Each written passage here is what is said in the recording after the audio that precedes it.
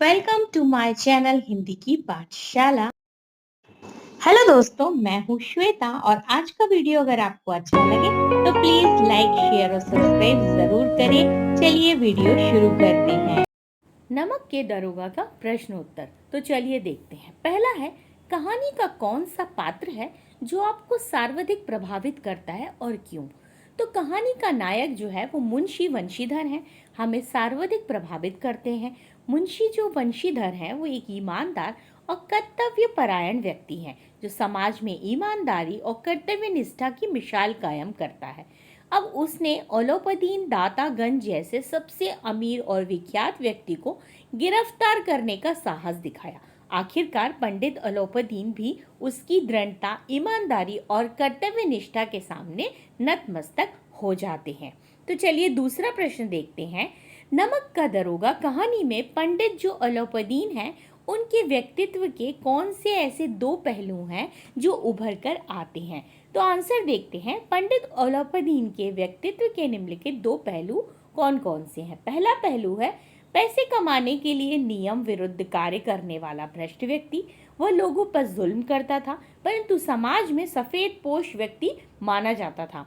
यह उसके दोगले चरित्र को उजागर करता है। जैसे कि ओलोपदीन ने अपने धन के बल पर सभी वर्गों के लोगों को खरीद कर अपना गुलाम सामान बना रखा था। दूसरा पहलू है कहानी के अंत में उसका उज्जवल चरित्र सामने आता है। ईमानदारी एवं धर्मनिष्ठा के गुणों की कद्र करने वाला व्यक्ति, जैसे कि वो अंत में वंशीधर के घर जाकर उनसे माफी मांगता है और इसे अपना मैनेजर बना देता है। कहानी के लगभग सभी पात्र समाज की किसी न किसी सच्चाई को उजागर करते हैं। आइए प्रश्न तीसरा देखते हैं। निम्नलिखित पात्रों के संदर्भ में पाठ से उस अंश को उद्धृत करते हुए बताइए कि ये समाज के किस सच्चाई को उजागर करते हैं? वृद्ध मुंशी, दूसरा वकील और तीसरा है शहर की भीड़। तो आइए प्रश्न का पहला पॉइंट यानी कि वृद्ध मुंशी के बारे में पढ़ते हैं। वृद्ध मुंशी समाज में धन को महत्ता देने वाले भ्रष्ट व्यक्ति हैं। वे अपने बेटे को ऊपरी आय जो बनाने की सलाह देते हैं और कहते हैं मासिक वेतन तो पूर्णमासी का चांद है जो एक दिन दिखाई देता है और घटते घटते लुप्त हो जाता है। ऊपरी आय बहता हुआ स्रोत है जिससे सदैव प्यास बुझती है। दूसरा पॉइंट, वकील। आजकल जैसे धन लूटना ही वकीलों का धर्म बन गया है। वकील धन के लिए गलत व्यक्ति के पक्ष में भी लड़ते हैं। मजिस्ट्रेट के ओलोपदीन के हक में फैसला सुनाने पर वकील खुशी से जो उछल पड़ते हैं। तीसरा, शहर की भीड़। शहर की भीड़ दूसरों के दुखों में तमाशे जैसा मजा लेती है। पाठ में एक स्थान पर कहा गया है कि भीड़ के मारे छत और दीवार में बेदना रह गया।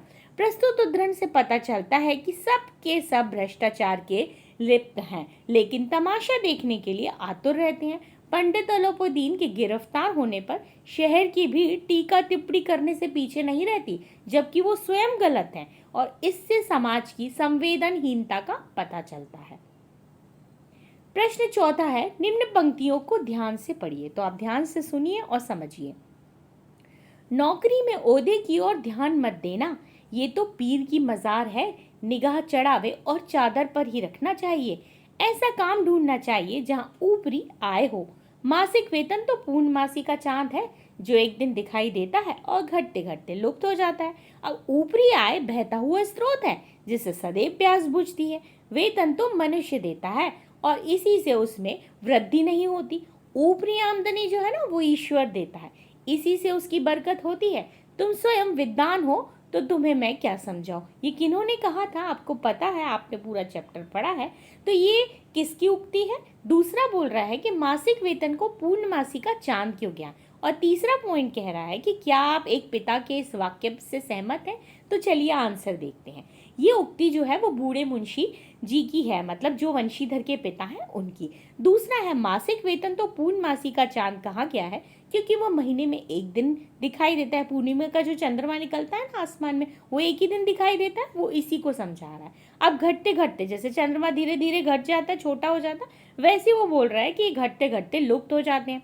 वेतन भी एक ही दिन आती है, जैसे जैसे माह आगे बढ़ता है वैसे वैसे वो खर्च भी हो जाती है। तीसरा है जी नहीं, मैं एक पिता के इस वाक्य से सहमत नहीं हूँ। किसी भी व्यक्ति को भ्रष्टाचार से दूर रहना चाहिए। एक पिता अपने बेटे को रिश्वत लेने की सलाह नहीं दे सकता और ना देनी चाहिए। जितनी खुशी ईमानदारी से नौकरी करने में मिलती है, उतनी खुशी अधिक पाने की लालसा में ऊपरी आमदनी से नहीं मिलती है।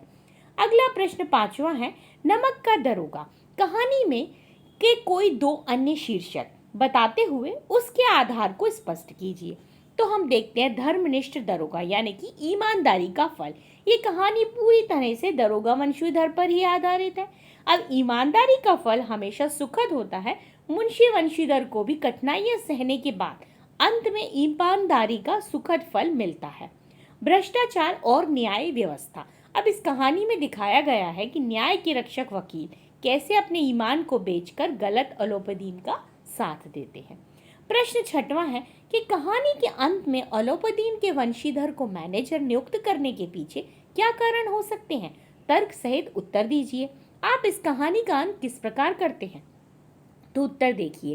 कहानी के अंत में अलोपदीन के वंशीधर को मैनेजर नियुक्त करने के पीछे निम्नलिखित कारण हो सकते हैं। उसकी ईमानदारी और कर्तव्यनिष्ठा से अलोपदीन प्रभावित हो गए थे और वे अपने आत्मगलीन का अनुभव कर रहे थे। अब 7वां प्रश्न देखिए। दरोगा वंशीधर गैर कानूनी कार्यों की वजह से पंडित अलोपदीन को गिरफ्तार करता है, लेकिन कहानी के अंत में इसी पंडित अलोपदीन की सहृदयता पर मुग्ध होकर उसके यहाँ मैनेजर की नौकरी को भी तैयार हो जाता है। अब आपके विचार से वंशीधर का क्या करना ऐसा उचित था? अगर आप उसकी जगह होते तो क्या करते? तो हम आंसर देखते हैं। वंशीधर का ऐसा करना उचित न था।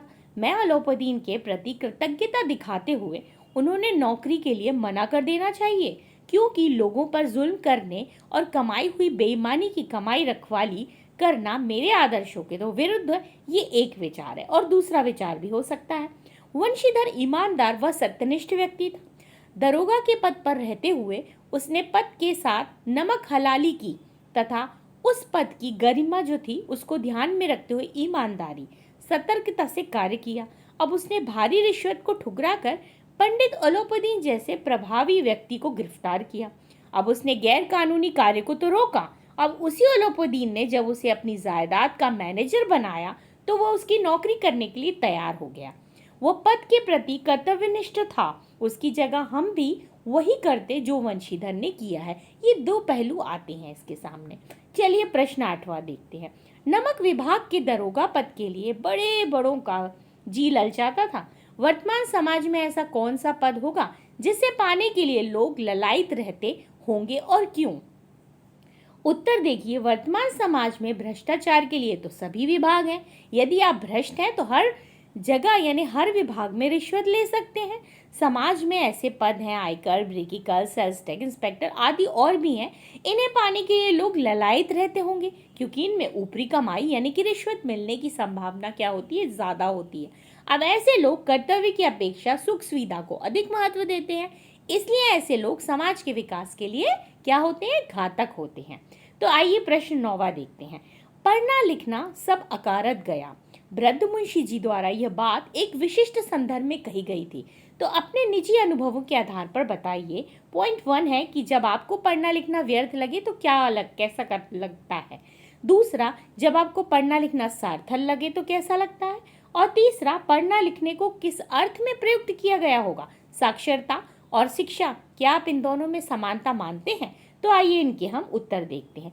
जब मैंने देखा कि पढ़े लिखे लोग गंदगी फैला रहे हैं तो मुझे उनका पढ़ना लिखना तो व्यर्थ लगा। और यह कि जब भारत का खली नामक भीम का रेसलर विश्व चैंपियन बना तभी मुझे पता चला कि ये तो बिल्कुल पढ़ा लिखा नहीं है। ये सुनकर लगा कि बिना पढ़े भी धन और ख्याति प्राप्त की जा सकती है लगन और मेहनत के साथ। दूसरा, जब हम पढ़े लिखे लोगों को उनके बच्चों के उज्जवल भविष्य की योजना बनाते देखते हैं तो हमें उनका पढ़ना लिखना क्या लगता है? सार्थक लगता है। तीसरा, पढ़ना लिखने को शिक्षा के अर्थ में प्रयुक्त किया गया है नहीं, इसमें अंतर क्या है? आज पुस्तकाल ज्ञान प्राप्त व्यक्ति समाज के लिए अहितकारी हो तो उसका पढ़ना लिखना व्यर्थ है। और साक्षरता और शिक्षा दोनों ही क्या होती हैं? अलग अलग होती हैं। प्रश्न 10वां देखिए। लड़कियां हैं वह घास फूस की तरह बढ़ती चली जाती हैं। अब ये वाक्य समाज में लड़कियां जो होती हैं उनकी स्थिरता की किस वास्तविकता को प्रकट करता है? तो देखिए, ये कथन समाज में लड़कियों की उपेक्षित स्थिति को दर्शा रहा है। ये समाज में लड़कियों की हीन दशा को व्यक्त करता है। लड़कियों के युवा होते ही माता पिता को तो उसके विवाह आदि की चिंता सताने लगती है। विवाह के लिए दहेज इकट्ठा जो शुरू कर देते हैं करना। अब इनमें परिवार को कोई आर्थिक लाभ तो होता नहीं है। वो सोचते लड़कियां तो बोझ बन गई हैं, मतलब बोझ ही मानते हैं उनको, और उनकी जो है ना अच्छे से देखभाल भी नहीं की जाती है, और उन्हें लड़कों से कम तर ताका, मतलब जो होता है ना, कम छोटा माना जाता है। इसलिए वो पढ़ाने लिखाने में भी उनका पैसा वहां खर्च करना नहीं चाहते हैं।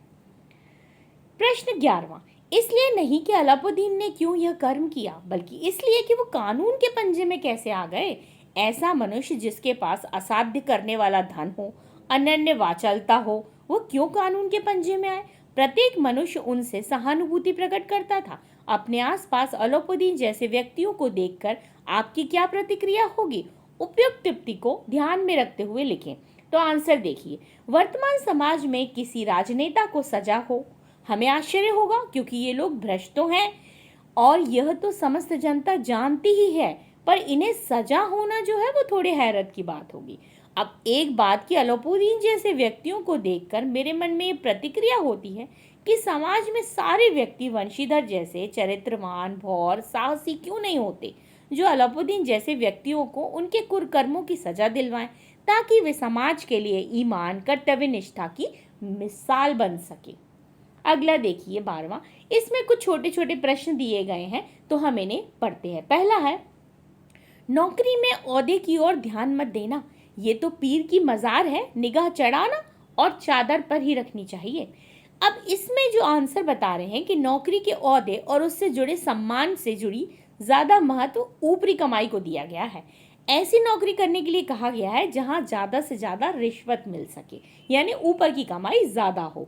प्रश्न दूसरा, अब इस विस्तृत संसार में उनके लिए धैर्य अपना मित्र, बुद्धि अपनी पथ प्रदर्शक और आत्मवलंबन ही अपना सहायक था। किसकी बात कर रहे हैं? तो प्रेमचंद जी द्वारा जो लिखित कहानी नमक का दरोगा के अंतर्गत जो मुंशी वंशीधर है वो एक ईमानदार और कर्तव्यपरायण व्यक्ति है, जो समाज में ईमानदारी और कर्तव्य निष्ठा की मिसाल कायम करता है। अब इन बुराइयों से भरे हुए युग से अपने आप को उनसे दूर रखने के लिए वंशीधर ने धैर्य को अपना मित्र बना लिया, बुद्धि को अपना पथ प्रदर्शक और आत्मलंबन को ही अपना सहायक मानते हैं। तीसरा, तर्क ने भ्रम को पुष्ट किया। अब वंशीधर को रात को सोते सोते अचानक से पुल पर से जाती हुई गाड़ियों की गड़गड़ाहट सुनाई दी। अब उन्हें भ्रम हुआ, सोचा कि कुछ तो गलत हो रहा है। फिर उन्होंने अपने तर्क से सोचा कि देर रात अंधेरे में कौन गाड़ियां ले जाएगा, और इस तर्क से उनका जो भ्रम था उसकी उन्होंने पुष्ट हो गया। चौथा, न्याय और नीति सब लक्ष्मी के ही खिलौने हैं, इन्हें वह जैसे चाहती हैं नचाती हैं। आंसर देखिए, आजकल न्यायालय में भी भ्रष्टाचार बढ़ रहा है।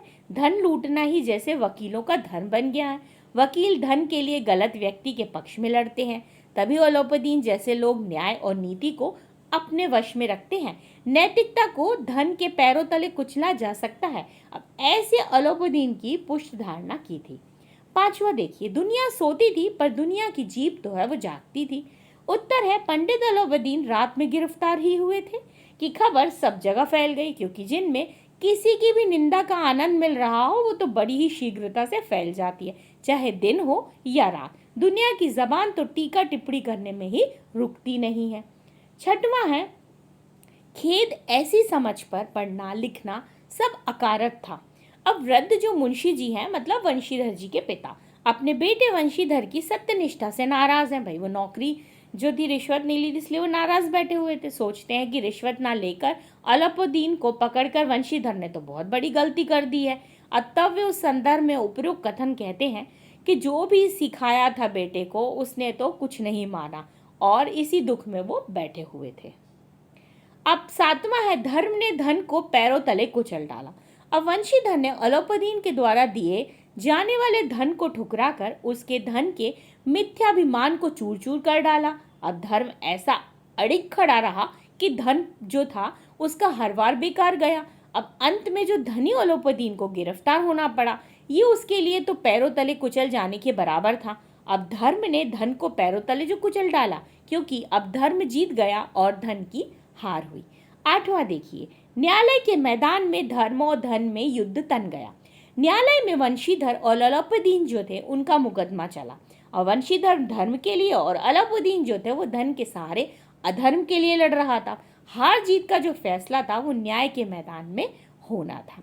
तो आपको ये वीडियो कैसा लगा? अगर आपको अच्छा लगा तो प्लीज़ लाइक करिए। आपको कुछ और भी इसमें चाहिए तो प्लीज़ कमेंट्स करके बताइए।